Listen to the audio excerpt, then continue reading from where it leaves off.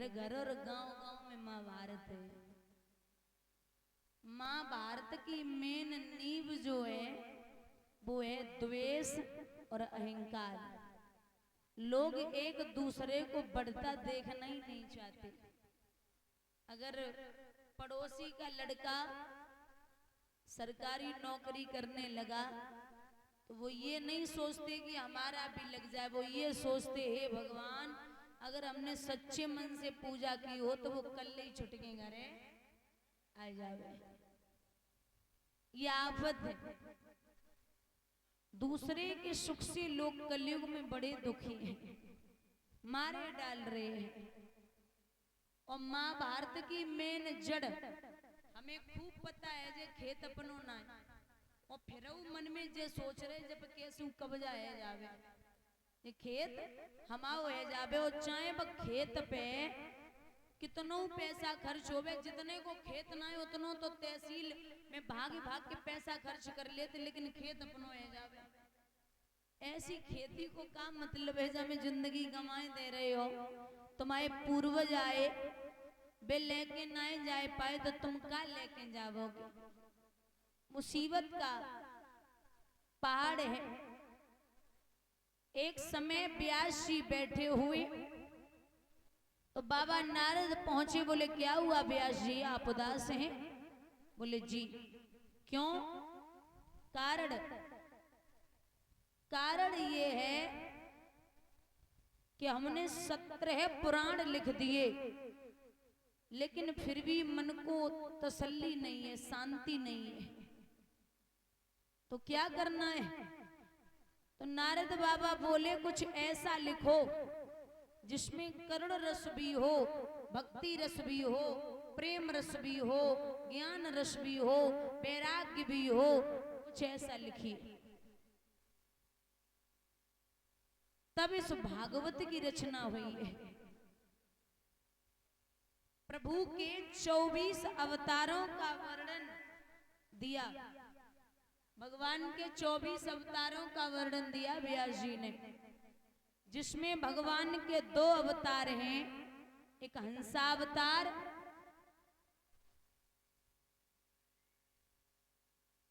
और एक है ग्रीव अवतार। हंसावतार वो है जिसमें चतुर्श्लोकी भागवत का ज्ञान कराया भगवान ने ब्रह्मा जी को। और हैग्रीव अवतार वो है जिसमें एक राक्षस था हैग्रीव नाम का, उसका सर घोड़े का था और शरीर मनुष्य का था। उसको मारने के लिए भगवान ने अवतार लिया है।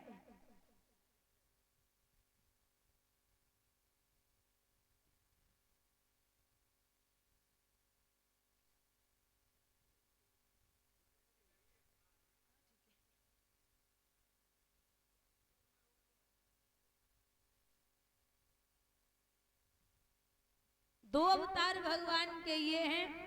अब आप ये 2 छोड़ दो।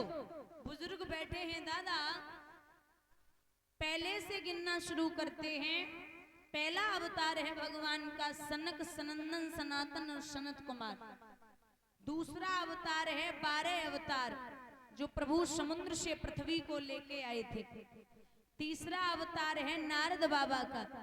चौथा अवतार है नर नारायण का। 5वां अवतार है कपिल भगवान का। और 6वां अवतार है भगवान का दत्तात्रेय का। ये जो प्रभु के अवतार हैं 6वें, इसका कुछ विस्तार में वर्णन दिया गया है। एक समय आपने सुना होगा कि पूरी दुनिया में एक ही पतिव्रता थी जिसका नाम था अनुसुईया। तो बाबा नारद ने ब्रह्माणी और पार्वती और मैया लक्ष्मी से कहा कि कुछ भी कहो लेकिन दुनिया में सबसे पतिव्रता औरत है अनुसुईया। तो औरत की बड़ाई दूसरी औरत के सामने करोगे, बर्दाश्त कर लेगी? कभी नहीं। अब क्योंकि कहते हैं ना कि मोय न नारी नारी के रूपा और पन्न गार्य चरित अनूपा। औरत औरत को देख के कभी मोहित हो ही नहीं। तारीफ ज्यादा करोगे तो चिढ़ जाएगी। तो बाबा नारद ने तारीफ की सो माताएं दोनों तीनों चिढ़ गई। बोले हमें परीक्षा लेनी है उनकी।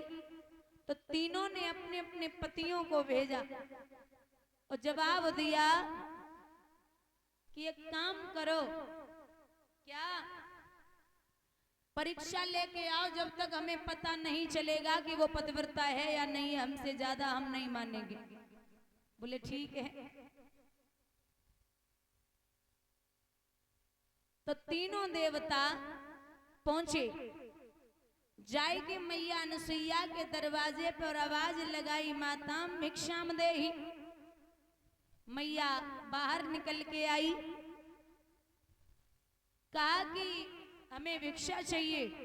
मैया बोली ले जाइए, भिक्षा ही तो चाहिए। बोले जी।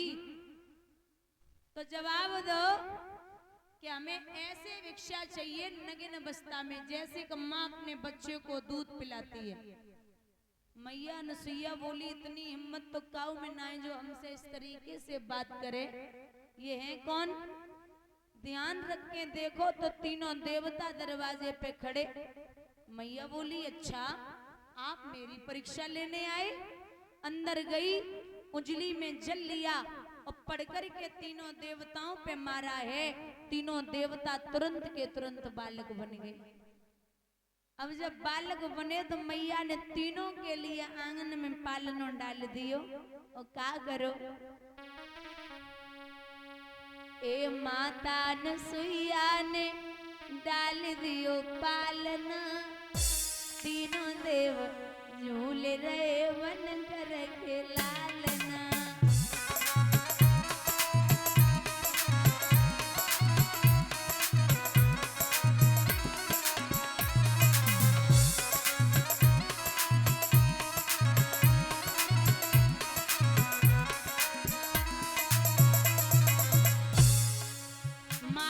खुशी के न भूली समाती,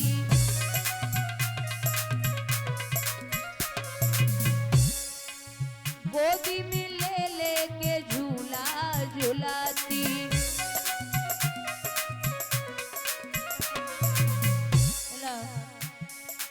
कौन करे आज इनके भाग्य की सराहना। तीनों देव झूल रहे बन कर के लालना।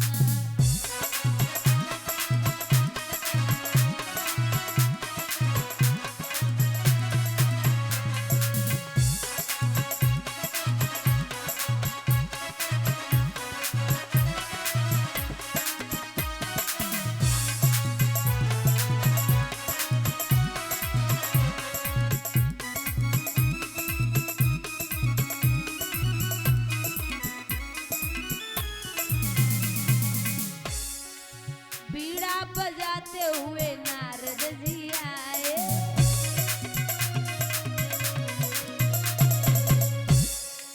बाल रूप देख मंद मंद मुस्काए।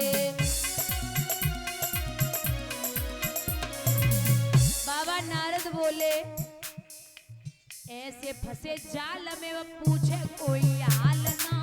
तीनों देव झूल रहे बन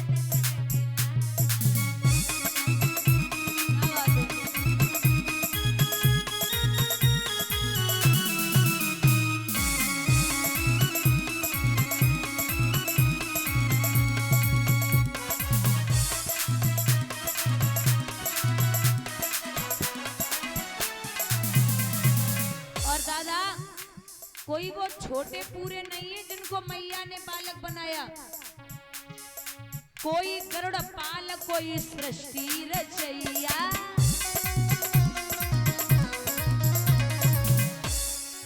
कोई बैठे पर्वत पे डमरू बजैया।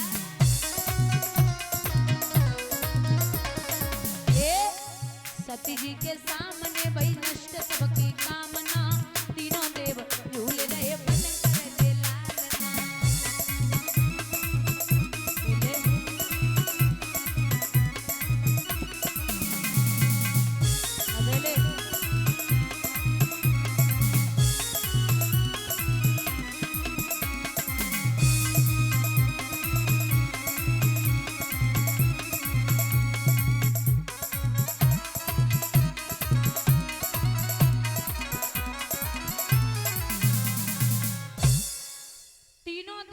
बालक बने तो देवियों को पता चला कि हमारे पति तो वहां जाके फंस गए।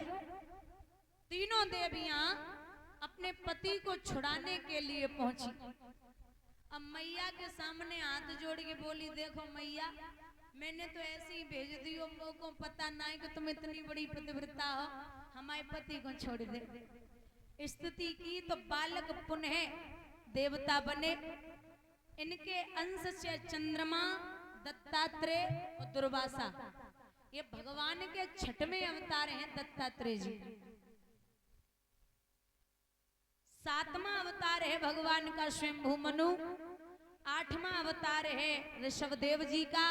नौवां अवतार है पृथु का, जिनके नाम से भूमि का नाम पृथ्वी पड़ा। 10वां अवतार है मत्स्य अवतार। 11वां अवतार है कच्छप। 12वां अवतार है धन्वंतरी जी का। जो हम और आप औषधियां खाते हैं ये धन्वंतरी जी की बनाई हुई हैं।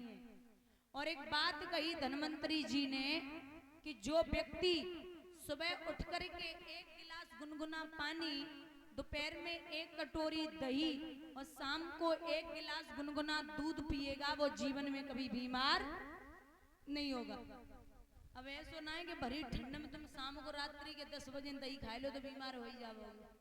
यहाँ पे छत पे तो गिर पड़ो, बोलो डॉक्टर के लिए मना करी धन्वंतरी जी ने, तब भी डॉक्टर के पास ही जाना पड़ेगा। तो 12वां अवतार है धन्वंतरी जी का। 13वां अवतार है मोहिनी रूप। 14वां अवतार है नरसिंह का। 15वां अवतार है बावन भगवान का। 16वां अवतार है परशुराम।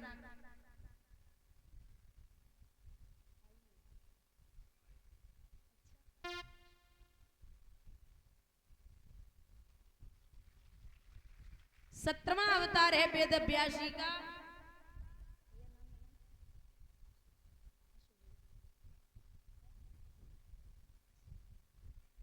और ये अशोक भैया और आकाश भैया जो माल्यार्पण कर रहे हैं, आप सब जानते पिछली वर्ष इनके यहाँ कथा हो चुकी है मेरी, तो बहुत बहुत आभार। मुझे तो लगता था 5वें 6वें दिन आएंगे, दूसरे ही दिन दर्शन हो गए। बहुत बढ़िया बात है कि कम से कम इतना तो है लगाव कि बहन आई है पड़ोस में तो जाना चाहिए, बहुत अच्छी बात है। बहुत बहुत धन्यवाद।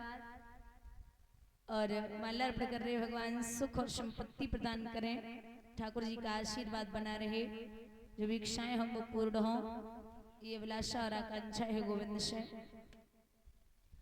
महाराज 17वां अवतार है भगवान का वेद व्यास जी का। 18वां अवतार है राम जी का।